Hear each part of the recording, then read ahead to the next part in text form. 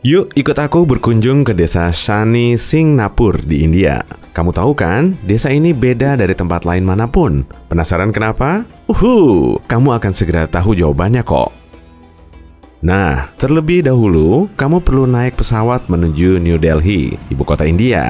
Setelah mendarat, terbang lagi menuju Pune selama sekitar 2 jam. Dari sana, naik kereta selama 4 jam menuju Rahuri. Baru kemudian naik taksi sejauh 27 km. Setelah menempuh perjalanan selama sehari, kamu pun sampai di tempat tujuan. Ternyata masih pagi buta. Mataharinya saja belum terbit. Dari dalam taksi, kamu bisa lihat desa ini biasa-biasa saja. Tapi kemudian kamu tersadar, bangunan-bangunannya tak berpintu dan jendela. Mungkin karena sudah terbengkalai, jadi sudah tidak ditempati. Tapi kok banyak sekali? Ini kota hantu bukan sih?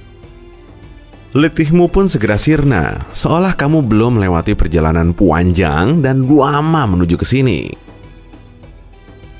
Kamu keluar dari taksi lalu berjalan mengitari desa. Saat melihat sekeliling, kamu sudah berada di tengah desa. Ya benar saja, rumah-rumahnya tak dipasangi pintu dan jendela, pasti kosong. Ya sudahlah, terus jalan saja. Saat kamu mengamati sekeliling lagi, tak ada tanda-tanda kehidupan. Oke, sebentar. Itu bunyi apa sih? Saat kamu menghampiri salah satu rumah, sayup-sayup bunyi palu semakin terdengar jelas. Di luar rumah, seorang lelaki sedang memperbaiki meja. Terdengar juga suara wanita yang sedang berbincang dan anak-anak yang sedang bermain. Geliat desa mulai terlihat. Ternyata ada penduduknya juga. Semakin memasuki desa, kamu bisa lihat penduduknya dari bingkai pintu dan jendela yang kosong. Satu keluarga sedang duduk menikmati sarapan di rumah sebelah kiri. Bagian dalamnya bisa kamu lihat dengan jelas. Dan di sebelah kanan, seorang pria sedang memakai sandalnya. Mungkin akan segera berangkat kerja. Kamu telah sampai di pasar. Toko-toko kecil saling berderet. Sebagian sudah ada yang buka. Penjualnya menawarkan dagangannya. Tapi beberapa toko masih tutup. Kurang tahu juga sih. Kan tidak ada pintunya. Penjualnya memang belum ada di situ. Tapi bisa terlihat jelas kalau semua dagangannya tergeletak begitu saja. Mungkin pemiliknya meninggalkan tokonya sepanjang malam. Kok aneh sekali ya? Kamu sudah menyaksikan semuanya sendiri kan? Nah, saatnya mencari jawabannya. Kamu pun menghampiri seorang kakek. Mungkin dia sudah tinggal di sini seumur hidupnya. Dia pasti bisalah memberi jawaban. Kamu menyapanya dengan hormat, terdorong oleh rasa penasaran. Kamu pun bertanya, kenapa rumah di desa ini tidak dipasang pintu, jendela, maupun kunci, kek? Mata hitamnya tertuju ke arahmu. Sambil tersenyum, dia menyahut, iya nak, sini, duduk, biar kakek ceritakan. Jadi, legendanya begini. 300 tahun yang lalu, desa ini dilanda hujan deras dan banjir bandang. Satu bongkahan batu hitam terdampar di pinggir sungai Panas Nala yang dulunya mengalir di sana. Saat badainya reda, para penduduk mulai keluar rumah lalu melihat batu itu. Saat disentuh dengan tongkat, batunya mengalirkan darah. Mereka ketakutan, kemudian kabur.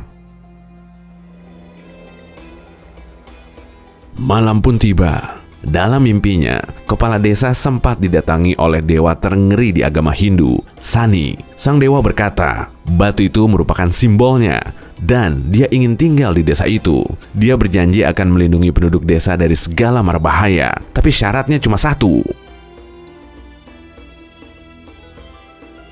Sang dewa ingin batu itu ditaruh di tempat lapang, biar dia bisa mengawasi seluruh desa. Dan dia melarang bongkahan batu diberi atap, karena tak mau hidup dalam bayang-bayang.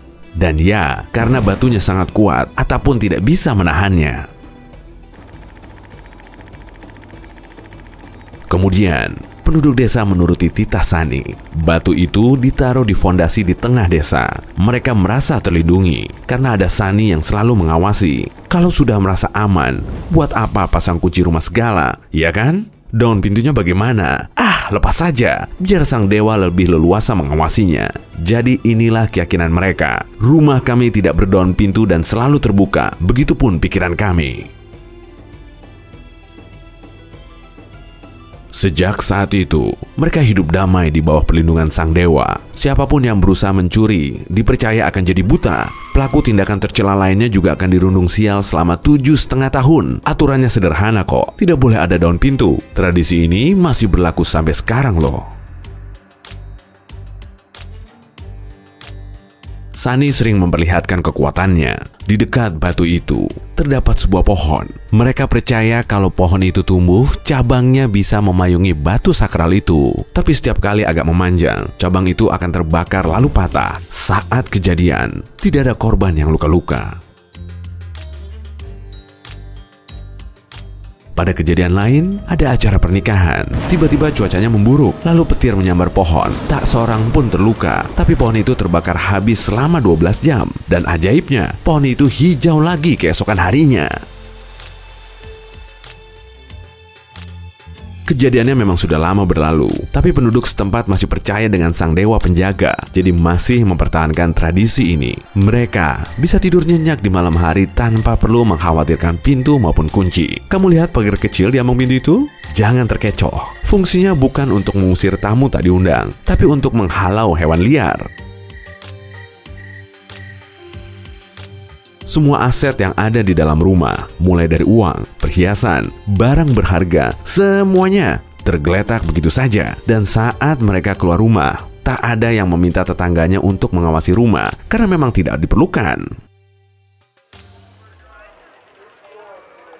Para pemilik toko bisa pergi selama berminggu-minggu dan meninggalkan dagangannya begitu saja. Sebetulnya sih gampang sekali diambil dari luar, tapi tak ada yang berani mencuri. Mereka memang punya kantor polisi sih, tapi sejak dibangun pada tahun 2015, laporan tindakan kejahatan di sana masih nol. Sekarang ini sulit mempertahankan tradisi tersebut. Aturan-aturan baru dari dunia luar mulai masuk. Desa ini cuma punya satu pintu, di bank, yang dibangun pada tahun 2011 lalu. Pintu kacanya tidak pernah dikunci. Untuk tujuan keamanan, uang tunainya dikirim ke kota sebelah sebelum bank ini tutup di malam hari. Ada juga orang-orang yang skeptis lah pastinya. Sebagian meragukan kekuatan Sunny. Menurut mereka, desa itu nihil kejahatan karena letaknya sangat terpencil. Sebagian lain beranggapan, pasti ada kejahatan, tapi dirahasiakan untuk menjaga reputasi desa itu. Kebanyakan penduduk setempat tetap mengikuti tradisi dan meyakini perlindungan dari Sunny. Tapi sebagian penduduk mencoba mengajukan izin untuk memasang pintu dan kunci. Mungkin suatu hari, merekalah yang akan memulainya. Kemudian ada yang mengikuti jejaknya.